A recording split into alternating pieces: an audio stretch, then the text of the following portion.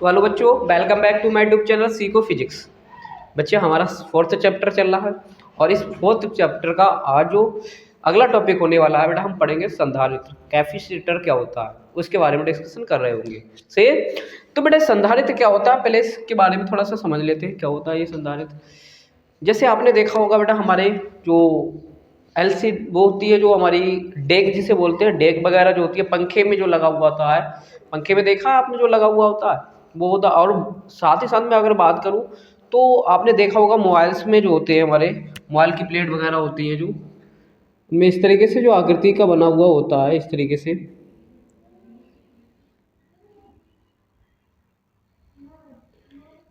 से जो आकृतियां बनी हुई होती है बेटे,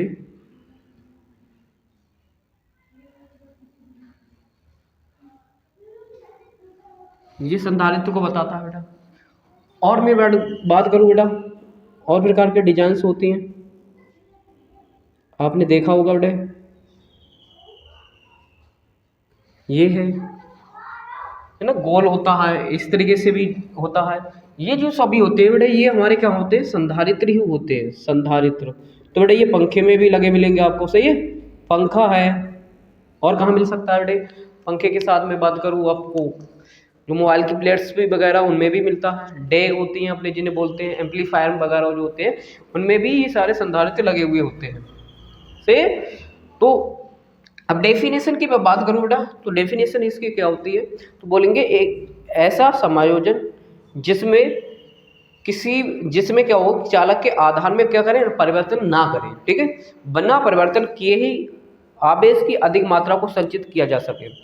ऐसा समायोजन जिसमें चालक के आधार में क्या है बेटा, बिना परिवर्तन किए ही आवेश की अधिक मात्रा को संचित किया जा सके।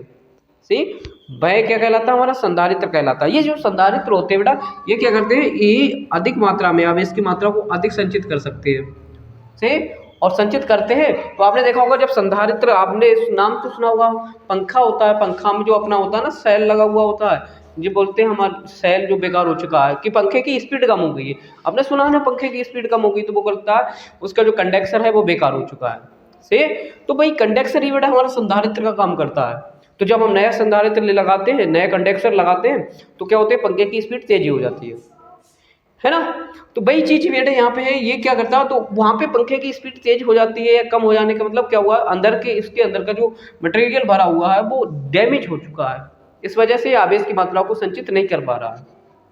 सी संचित नहीं कर पाता, तो भाई जब संचित नहीं कर पाएगा तो पावर तो भी नहीं दे पाएगा, भाई पावर नहीं देगा तो स्पीड कहाँ से आएगी ना, ठीक है। तो डेफिनेशन लिखेंगे, एक ऐसा समायोजन, एक ऐसा समायोजन, ऐसा समायोजन, ऐसा समायोजन जिसमें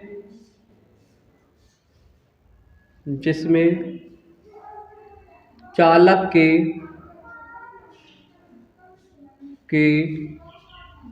आकार में, चालक के आकार में परिवर्तन किए बिना, परिवर्तन किए बिना,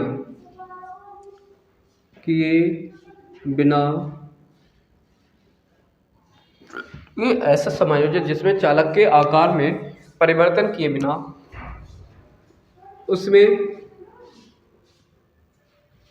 अधिक मात्रा में, उसमें अधिक मात्रा में आवेश को क्या कर सके बेटा, आवेश जो है ना हमारा, वो आवेश को संचित किया जा सकता है, संचित किया जा सके, किया जा सके। क्या कहलाता है बेटा मेरा, वो आकृति, वो समायोजन क्या कहलाता है, इसमें वो समायोजन संधारित्र कहलाता है, संधारित्र कहलाता है। सही है प्यारे बच्चों, आपको समझ में आ रही होगी मेरी बात। ठीक, अब मैं इसकी बात करूं बेटा परिपथीय में, जब हम इसे परिपथ में लगाते, किसी भी परिपथ में लगाते, तो इस परिपथ में लगाते तो किस प्रकार से इसे डिनोट करते हैं, इसे किस प्रकार से प्रदर्शित करते हैं, उसके बारे में डिस्कशन कर लेते हैं। तो बेटा इसे क्या करते हैं, इसे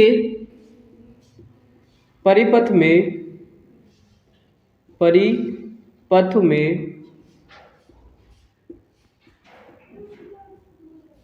से प्रदर्शित करते हैं, प्रदर्शित करते हैं। सही, इसे सिंबॉलिक रूप में इस तरीके से हम क्या करते हैं, व्यक्त करते हैं, प्रदर्शित करते हैं किसी भी परिपथ में। जैसे मैं मान लेता हूं मेरे पास कोई परिपथ है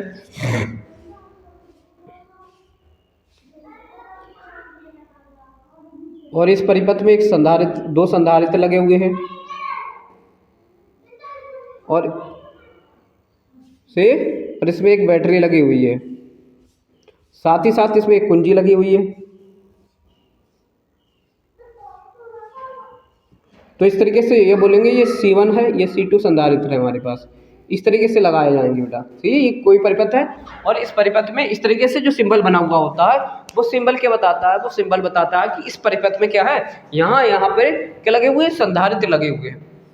ठीक है, आयु बात समझ में आ गई होगी। और संधारित्र को हम दो प्रकार से लगा सकते हैं, दो क्रमों में। बहुत सारे संधारित्र भाई संधारित्र हैं और उन संधारित्र को हम किस प्रकार से लगा सकते हैं, दो प्रकार से संयोजन कर सकते हैं उनका। एक तो हम कर सकते हैं बेटा समांतर क्रम में संयोजन और दूसरा श्रेणी क्रम से संयोजन कर सकते हैं। तो ये वो आगे की बात है, उन्हें आगे हम डिस्कशन कर रहे होंगे। ठीक, चलते हैं। अब इसका सिद्धांत पढ़ लेते हैं बेटा। इसका सिद्धांत क्या होता है,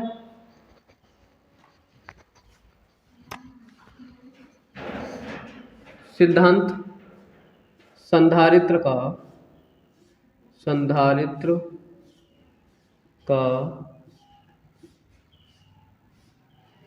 सिद्धांत से संधारित्र का सिद्धांत एवं धारिता, इसके बारे में हम धारिता इसके बारे में भी डिस्कशन कर लेते हैं। मतलब ये सिद्धांत अभी हमने आपको बताया संधारित्र क्या होता है, इसके बारे में बताया संधारित्र से। अब संधारित्र का सिद्धांत है मतलब किस तरीके से वो कार्य किस तरीके से करता है, किस सिद्धांत पर कार्य किस तरीके से कार्य रहता है, उसके बारे में थोड़ा सा डिस्कस कर ले। देखो बेटे हमने आपको उस समय बताया था, हमने क्या कहा आपको पिछले चैप्टर में जो हम पढ़ा चुके हैं उनमें हमने आपको बताया था, मैंने कहा अगर कोई चालक है, ठीक है, अगर मैं इसको आवेश दे देता हूं, मान लिया प्लस का क्यू आवेश दे दिया, ये जो चालक है बेटा हमारे पास, मान लेते हैं ये एक चालक ए है ना, एक चालक ए है बेटा, ये कैसा आवेशित है,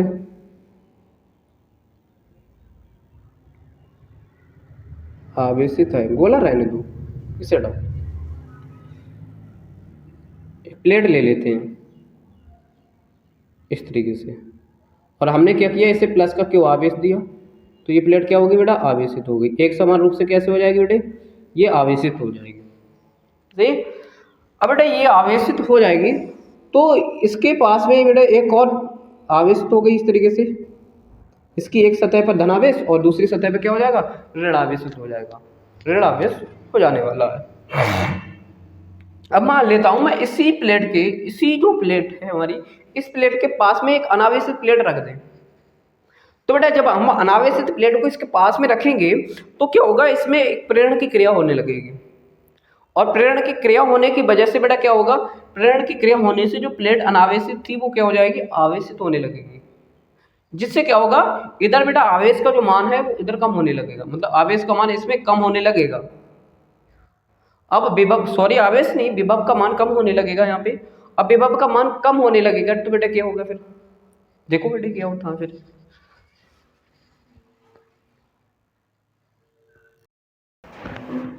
तो देखो बेटा हमने क्या किया, इस एक प्लेट है और प्लेट को आवेशित किया, तो बेटा क्या होगा, एक प्लेट की एक सतह पर धनावेश, एक प्लेट पर ऋणावेश आ गया। अब मैं क्या करूंगा, एक प्लेट और यहाँ पे रख लेता हूँ, मान लिया बेटे मैंने एक प्लेट यहाँ पे और रख ली,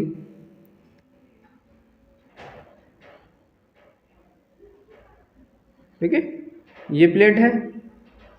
अब ये प्लेट बेटे यहाँ पे मैंने ये प्लेट का नाम ए दिया और इस प्लेट का नाम दिया है मैंने बी, ये अनावेशित प्लेट है अभी से। अब बेटा अनावेशित प्लेट है हमारे यहाँ पे, तो हम क्या करेंगे बेटा, यहाँ पे अब पास में रखा हुआ है इसे, तो बेटा यहाँ पे पास में रखने से क्या होगा, यहाँ पे प्रेरण की क्रिया होने लगेगी, और प्रेरण की क्रिया होने की वजह से बेटा क्या होगा, इस प्लेट के दो की एक सतह पर जो अंदर की सतह होगी उस पर ऋणावेश आ जाएगा, इस तरीके से हटा, और इस तरीके से, और इस सतह पे क्या आ जाएगा, धनावेश आ जाएगा। ठीक है, तो कुछ आकृति इस तरीके से बनेगी बेटे।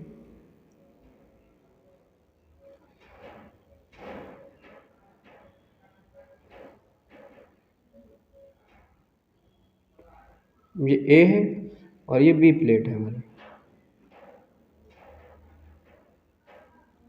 B plate.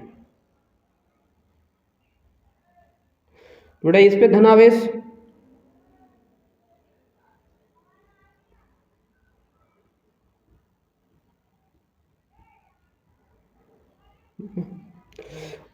और इस पे धनावेश हो जाएगा, तो बेटा इस पर क्या होगा, इसकी एक सतह पर ऋणावेश आ जाएगा, धनावेश बाहर की सतह पे तो धनावेश आने वाला है, ये तो धनावेश आ जाएगा, और इधर क्या की बात करें बेटा, ये ऋणावेश आ जाएगा। सही है, तो इस तरीके से कुछ आकृति बनेगी बेटा, इसकी अंदर वाली सतह पे तो ऋणावेश होगा और बाहर वाली सतह पे धनावेश होने वाला। ये कब संभव हुआ बेटा, इनकी प्रेरण की क्रिया हुई, और प्रेरण की क्रिया के कारण बेटा ऐसा हुआ है संभव। ठीक है, अब क्या होगा बेटा, ऐसे होने पर, ऐसा जब हुआ तो क्या होगा, इस पे बेटा इस वाले ए जो है ना प्लेट, इसका विभव क्या होगा, विभव कैसा हो जाएगा, कम हो जाएगा, विभव जो होगा बी वो कम हो जाएगा, कम हो जाएगा। ठीक है, हो जाएगा।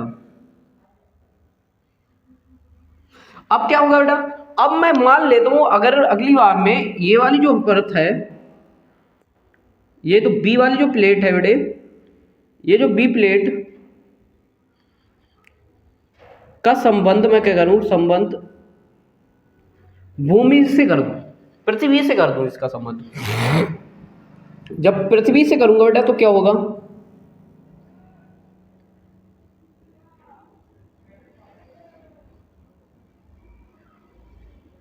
इसका संबंध मैं क्या कर रहा हूं, पृथ्वी से कर रहा हूं,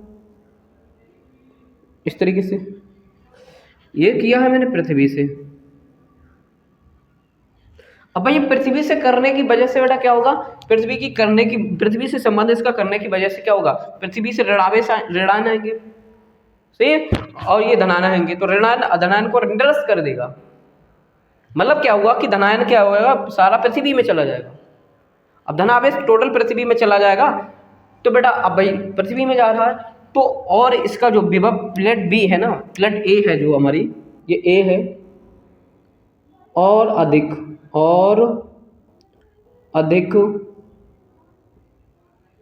विभव कम हो जाएगा, और अधिक विभव कम हो जाएगा, से जिससे क्या होगा बेटा, जिससे इसकी धारिता, मान लिया उस समय इसकी धारिता क्या थी, मान लिया 1 माइक्रोफैरेड थी, और का संबंध इसका पृथ्वी से करने की वजह से बेटा इसकी धारिता माइक्रोफैरेड हो जाएगी 2।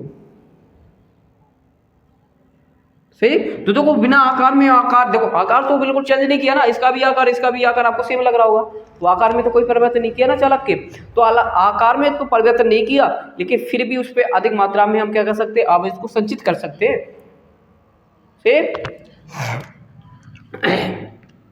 तो इस वजह से इसकी देखो एक धारिता जो थी 1 माइक्रोफैरेड, फिर भी इसकी धारिता कितनी होगी, 2 माइक्रोफैरेड। मतलब क्या होता है, जब विभव का मान घटता जाएगा ए प्लेट का, तो विभव उसकी ए प्लेट की जो धारिता होगी उस धारिता का मान बढ़ता जाएगा। अब धारिता का मान बढ़ेगा तो मतलब क्या होगा कि उस पर अधिक मात्रा में आवेश को हम क्या कर सकते हैं, संचित कर सकते हैं। ठीक, तो इससे क्या होगा, इसकी धारिता जो होगी, इस ए प्लेट की, प्लेट ए की धारिता अधिक हो जाएगी, अधिक हो जाएगी। ठीक है, इस तरीके से इसकी धारिता क्या हो जाएगी, बढ़ जाने वाली है। ठीक है, तो सब उस समय कंडीशन पे बनेगा, धारिता का जो फार्मूला बन के आएगा बेटा क्यू अपॉन का वी, सी बराबर क्यू अपॉन का वी होगा। सी अब इसका मतलब क्या हुआ कि सी जो है वो आवेश मतलब जितनी किसी चालक की धारिता होगी, पॉइंट नंबर 1, उस पर अधिक मात्रा में आवेश को संचित किया जा सकता है। ठीक है, ये मतलब है इसका। अगला बात क्या हुआ बेटे, मतलब क्या हुआ कि धारिता आवेश किस कैसे होती है, समानुपाती होती है। धारिता या आवेश धारिता पर निर्भर करता है। धारिता आवेश की समानुपाती होती है,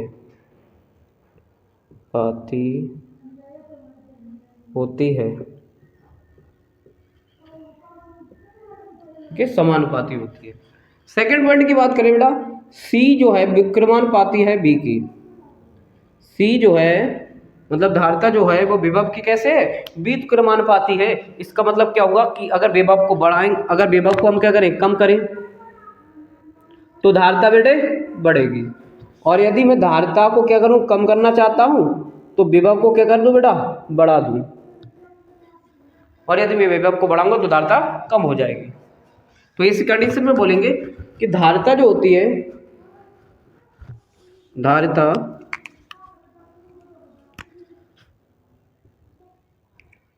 विभव की व्युत्क्रमानुपाती होती है, क्रमानुपाती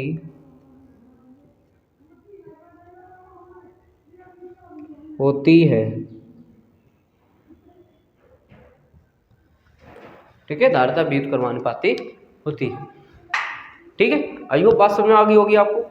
सिद्धांत क्या है इसका, उसके बाद धारिता इसकी क्या है, इसके बारे में हमने टोटली डिस्कशन कर लिया है। ठीक है, अब चलते बेटा इसके प्रकार के बारे में अगर पढ़े, तो प्रकार में बेटा हमसे ज़्यादातर जो पूछे जा रहे हैं वो हमारे सिलेबस में एक समांतर प्लेट संधारित्र है, से एक समांतर प्लेट संधारित्र है। उसके साथ ही साथ पूछा जाएगा हमारे समांतर प्लेट संधारित्र के अगर बीच में एक परावैद्युता की पट्टी रख दे तो उसके कारण उसकी धारिता क्या होगी, इनके बारे में डिस्कशन करेंगे। मतलब क्या होगा कि हमारे जो सिलेबस में है बेटे, हमारे सिलेबस में ओनली समांतर प्लेट संधारित्र के बारे में ही पढ़ाया जाएगा। संधारित्र के प्रकार तो कई हैं बेटे, लेकिन हम सिर्फ पढ़ेंगे किसके बारे में, समांतर प्लेट संधारित्र। सही है, तो अब पढ़ेंगे बेटा हम समांतर प्लेट संधारित्र के बारे में।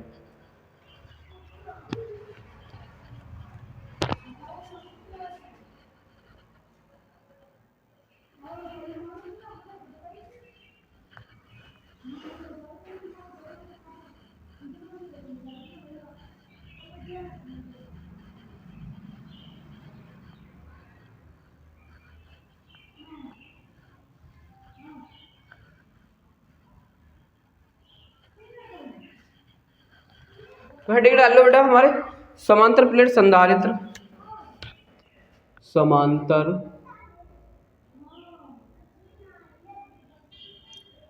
प्लेट संधारित्र।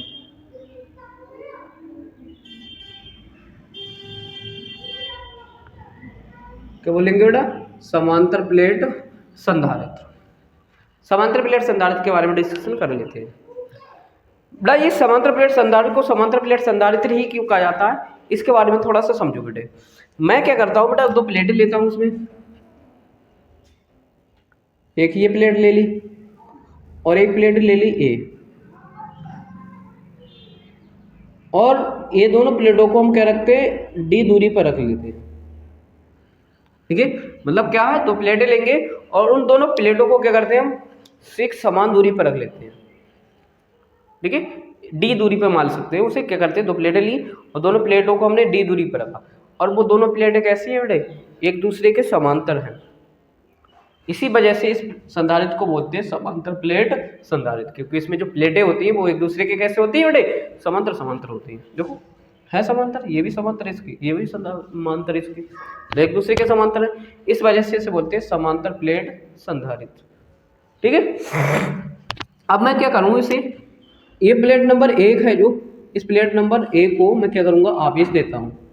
ठीक है, और मैं इसको आवेश देता हूँ बेटा।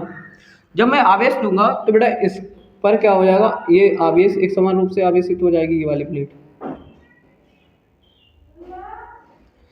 अब भाई ये वाली आवेशित प्लेट है और ये अभी अनावेशित है, तब क्या होगा बेटा, अभी पीछे ही पड़ा है इस चीज़ के लिए, अभी हम संधारित्र को समझाया था। तो बेटा यहाँ पे इनके बीच में क्या होगा, प्रेरण की क्रिया होगी, और प्रेरण की क्रिया होगी तो प्लेट नंबर बी पर क्या होगा, अंदर की सतह पर क्या हो जाएगा, ऋणावेश आ जाएगा। इस तरीके से ये तो आ जाएगा ऋणावेश, ठीक है, ये आ गया ऋणावेश, और इसकी बाह्य सतह पर क्या आ जाएगा, धनावेश आ जाएगा। इस तरीके से इस पे धनावेश आ जाएगा। देखिए अब मैं चाहता हूं कि इसकी धारिता और बढ़ जाए, मतलब इस वाले संधारित्र पे मैं क्या करूं, अधिक मात्रा में क्या करूं, आवेश को संचित कर सकूं। तो मैं क्या करूंगा, फिर हम क्या करते हैं, इस वाली जो प्लेट है बी को, इस प्लेट को हम क्या कर देंगे, पृथ्वी से जोड़ देंगे पृथ्वी से। तो इस पर जो धनावेश है वो गायब हो जाएगा बेटा, पृथ्वी में चला जाएगा। अब बेटा पृथ्वी में चला जाएगा तो इसकी धारिता बढ़ जाएगी, है ना, विभव का क्या होगा, विभव ए प्लेट का विभव जो होगा वो कम हो जाएगा, इस वजह से इसकी धारिता जो संधारित्र है बढ़ जाएगी, प्लेट ए। अब देखो बेटा इस साइड पे धनावेश है, इस साइड पर ऋणावेश है, तो इन दोनों प्लेटों के बीच में क्या होगा बेटा, एक विद्युत क्षेत्र उत्पन्न हो जाएगा, और इस विद्युत क्षेत्र की जो दिशा होगी वो धनावेश से ऋणावेश की तरफ होगी, क्योंकि विद्युत क्षेत्र की दिशा क्या होती है, धनावेश से ऋणावेश की तरफ ही होती है। तो इसकी जो दिशा हो जाएगी बेटा, इस विद्युत क्षेत्र की दिशा इस तरीके से हो जाएगी।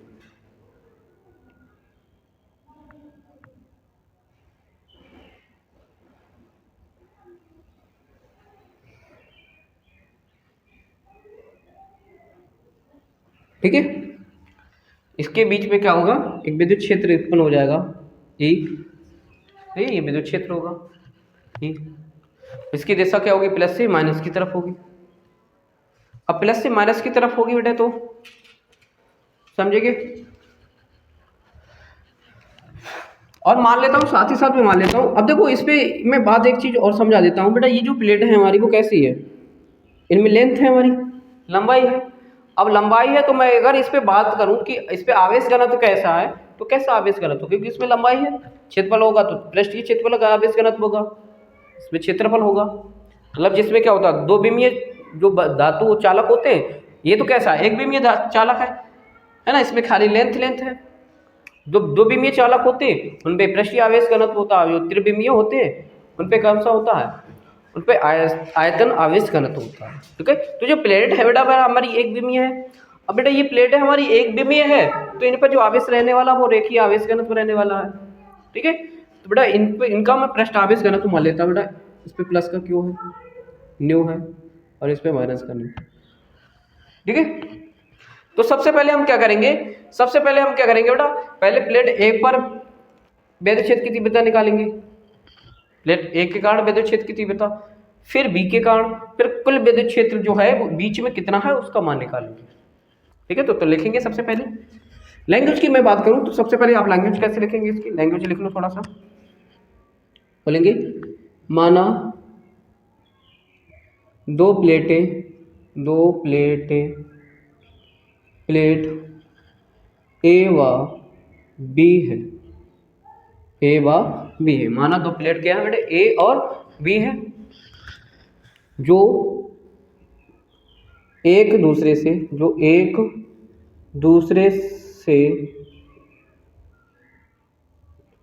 डी दूरी पर स्थित है,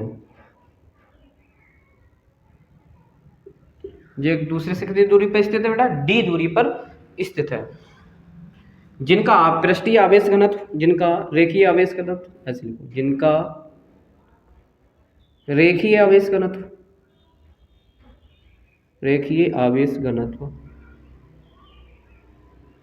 घनत्व न्यू है।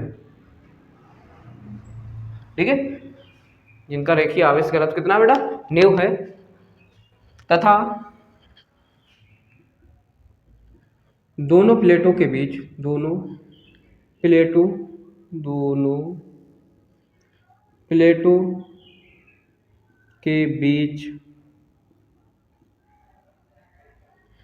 ई विद्युत क्षेत्र जो प्रेरण की क्रिया के कारण जो एक प्लेट पर धनात्मक आवेश धनावेश तथा दूसरी पर ऋणावेश के कारण उत्पन्न हुआ। दूसरी पर ऋणावेश के कारण क्या हुआ? ऋणावेश के कारण उत्पन्न हुआ है। उत्पन्न हुआ है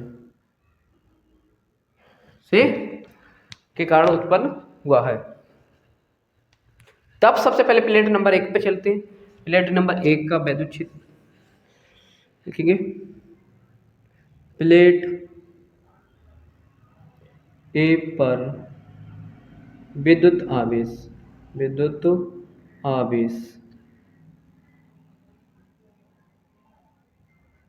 ठीक है। तो क्या होगा? E बराबर हम निकालेंगे ई ए, क्योंकि ए पर विद्युत आवेश, प्लेट ए पर विद्युत आवेश, विद्युत जो क्षेत्र है उसका मान निकालना है।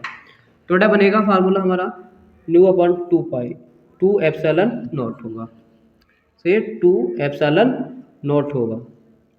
अब ऐसी मैं बी की बात करूं बेटा, प्लेट बी पे निकाल लेते हैं। प्लेट बी पर विद्युत आवेश,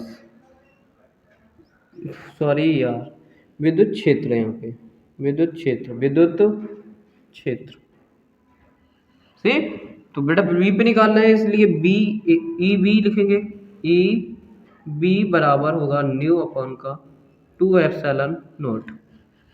ठीक। अब निकालेंगे बेटा परिणामी अतः परिणामी विद्युत क्षेत्र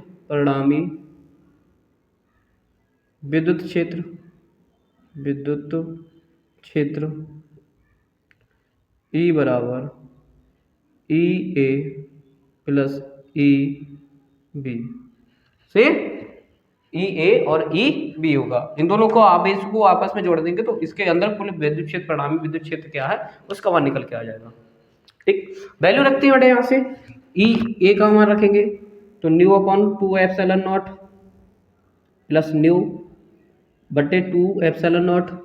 देखो बेटा यहाँ पे अब मैं बात करता हूँ, समझो बेटी बात को ध्यान से। बेटा यहाँ पे दोनों के आवेश समान, सॉरी इनकी ही बात करें, इनकी जो हर है वो समान है। अब आप जानते हैं कि अगर जोड़ है या घटाना, अगर उनके आवेश जो उनके हर जो हैं वो हर अगर समान है तो उनको एक बार लिखते हैं, और ऊपर वाले अगर जोड़ है तो जोड़ लेते हैं, और घटाना होता है तो घटा लेते हैं। तो जोड़ है भैया, तो बेटा यहाँ से क्या बनेगा? 2 एप्सिलॉन नॉट और न्यू प्लस का न्यू हो जाएगा। अब न्यू हो गया बेटा यहाँ पे, तो बनेगा 2 न्यू बटे का ई के बराबर चला, ठीक है 2 एप्सिलॉन नॉट। तो यहाँ से 2 ऊपर है बेटा, 2 नीचे है, तो कैंसिल कर देंगे, तो ई बराबर जो बनेगा वो न्यू बटे एप्सिलॉन नॉट हो जाएगा, है ना।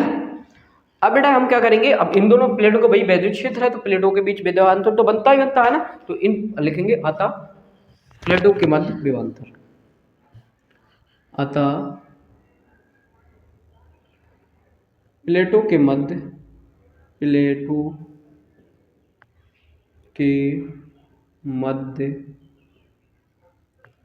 विभवांतर।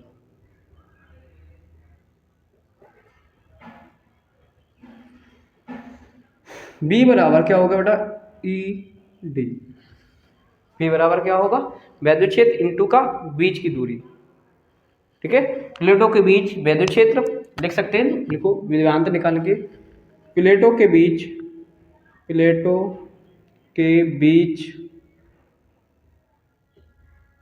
विद्युत क्षेत्र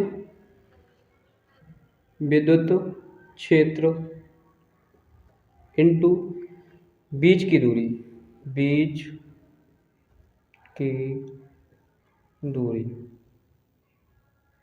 ठीक है, इनटू क्या? बीच की दूरी। तो विद्युत क्षेत्र क्या बेटा इनके बीच, प्लेटों के बीच ई, और प्लेटों के बीच की दूरी कितनी है बेटा? डी। तो यहाँ से ई की वैल्यू रखेंगे बेटा, तो तो हो जाएगा new upon epsilon not into का डी हो जाएगा। ठीक है, और एक चीज और समझ ली बेटे आप, यहीं पे समझ लो, जो न्यू होता है बेटा न्यू, ये न्यू बराबर हमने फार्मूला पढ़ा है क्यू अपॉन का ए। क्या पढ़ा है? क्यू अपॉन का ए होता है, न्यू बराबर क्या होता है? क्यू अपॉन का ए। ठीक है, तो यहाँ से रखेंगे बेटा यहाँ पे वैल्यू, तो बनेगा हमारा Q upon A epsilon not और इनटू का डी। तो ये तो हो गई बीच की दूरी। अब निकालना क्या है बेटा? समांतर प्लेट संधारित्र की हमें निकालने क्या? धारिता निकालनी है समांतर प्लेट संधारित्र की धारिता के लिए व्यंजक। बेटा फिर धारिता के लिए व्यंजक निकालना है तो हमने फार्मूला पढ़ा है C बराबर क्यू अपॉन का बी, क्यू अपॉन का बी। अब बी का मान यहाँ से उठा के इसमें रखेंगे बेटा, यहाँ से उठा के रखेंगे तो बेटा हमारा क्यू बटे की मैं बात करूँ बेटा, ये हो जाएगा Q A epsilon not into का डी। तो क्यू से क्यू को निपटा देंगे। अब क्यू से क्यू को निपटा देंगे तो ये वाली बटे वाली जो चीज़ है तो बेटे बचेगा, पहले से समझ लो बचेगा क्या, एक बटे एक और ए एप्सिलॉन नॉट इंटू का डी बचेगा। तो ये वाला जो नंबर होगा बेटा ऊपर चला जाएगा। अब ये वाला जो नंबर होगा वो ऊपर चला जाएगा। अब भाई ऊपर जाएगा तो क्या बनेगा? तो बनेगा ये ए एप्सिलॉन नॉट और बटे में क्या रह जाने वाला है बेटा? हमारे ओनली डी रहने वाला। तो सी बराबर जो होगा वो ए एप्सिलॉन नॉट बटे का डी हो जाएगा। तो समांतर प्लेट संधारित्र की जो धारिता के लिए जो फार्मूला होगा बेटा वो क्या होगा? सी बराबर ए एप्सिलॉन नॉट बटे का डी होने वाला है। आई वो बात समझ में आई होगी। अब मैं मान लेता हूं कि इन प्लेटों के बीच जो है वो परावैद्युतांक, कोई परावैद्युतांक के रखा हुआ है, जिसका परावैद्युतांक कोई रखा हुआ परावैद्युतांक जिस जो क्या है जिसका मान के है। सही, तब बेटा तब इसे हटा दो। माना प्लेटों के बीच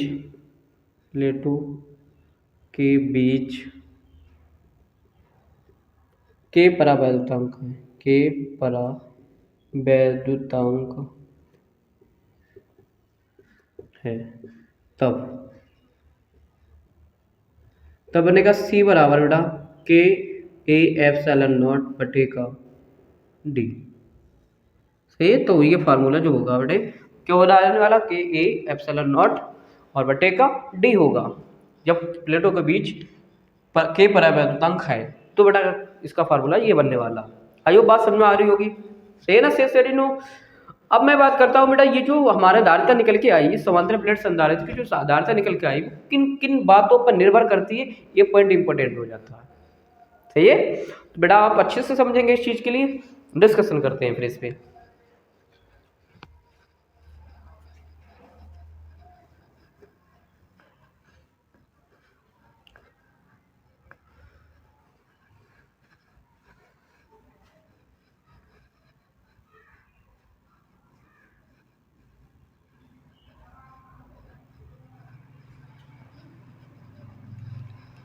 समांतर प्लेट संधारित्र की धारिता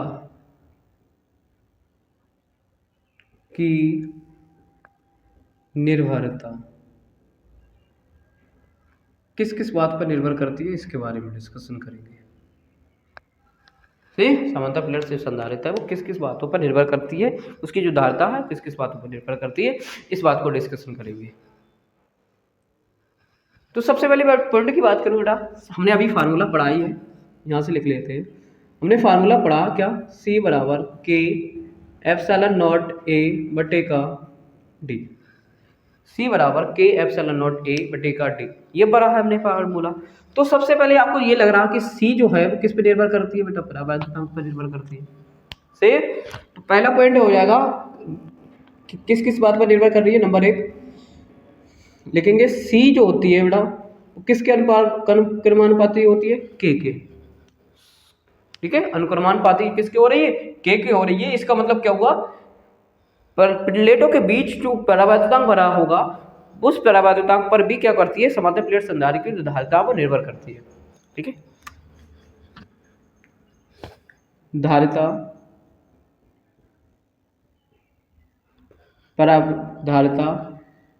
परावैद्युतांक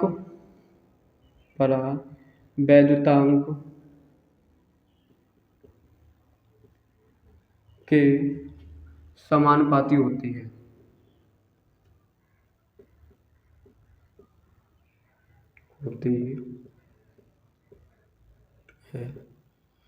ठीक है।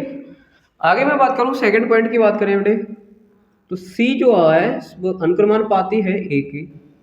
सी अनुक्रमानुपाती है एक का मतलब क्या होगा कि प्लेटों का अगर क्षेत्र हम बढ़ा दें बेटे तो उसकी धारिता भी पक्का बढ़ेगी।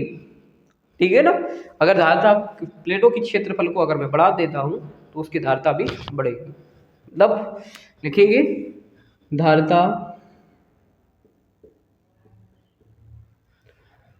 प्लेटों के क्षेत्रफल के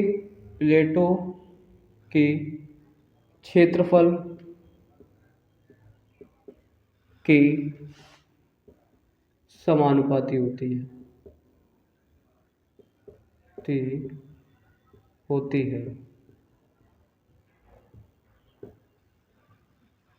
आगे पॉइंट की बात करें बेटे, आगे क्या बनेगा, आगे पॉइंट है बेटे कि सी जो है व्युत्क्रमानुपाती है डी के। मतलब क्या हुआ, अगर मैं बीच की दूरी को कम कर दूं तो धारिता बढ़ेगी। किसी भी संधारित्र की अगर प्लेटों की बीच की दूरी कम है तो धारिता बढ़ेगी, और यदि बीच की दूरी बढ़ा दी तो धारिता घटेगी। सी इसे लिखेंगे धारिता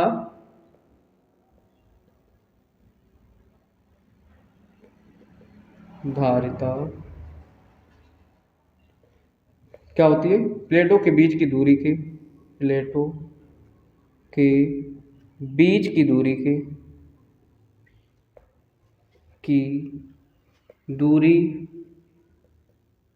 के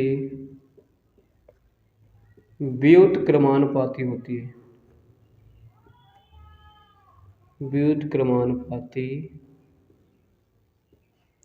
होती है।